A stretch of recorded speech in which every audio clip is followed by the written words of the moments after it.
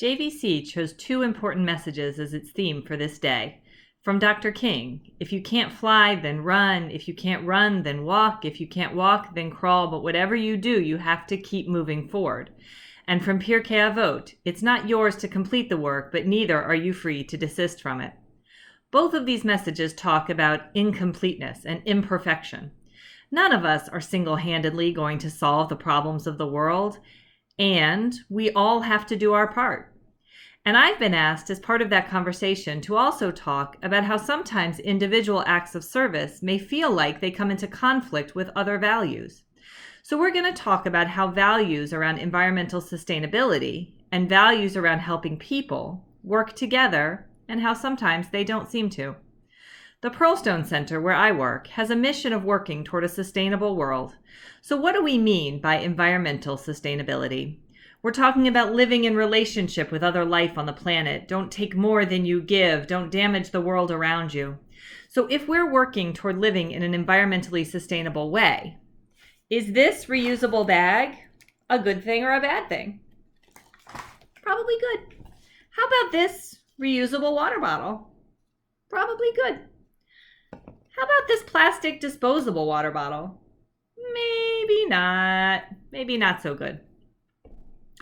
So, as we're putting together our kindness kits, we should use a reusable bag and this reusable water bottle, right? Right? No. We want you to use this disposable one.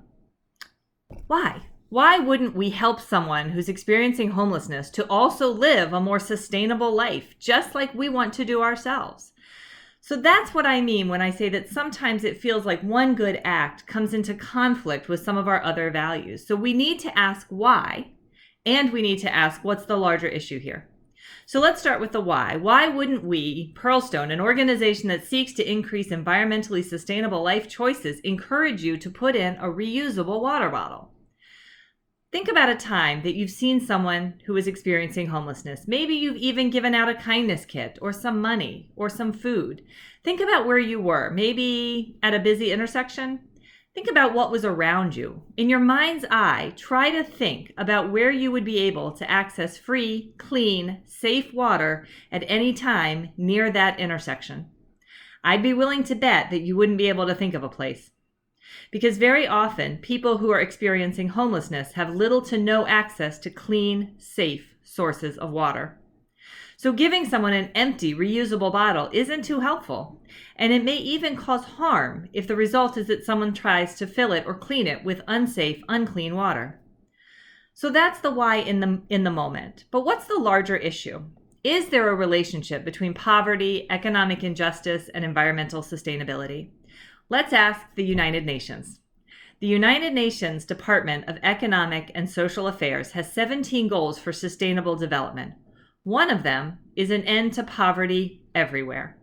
In fact, that's their goal number one. So what's the connection between poverty and environmental sustainability? What is it about extreme poverty that makes it more difficult to live in concert with the planet? In the United States, making environmentally sustainable choices is expensive.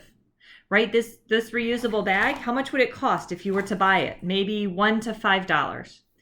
And now Baltimore City and many counties have started implementing a plastic bag tax to encourage the use of these reusable bags, which makes a bag like this even more valuable to someone who might not have the resources or the access to buy one on their own. And it's also true that here in this country, what costs more, packaged food or fresh food? Fresh food costs more if you can find it.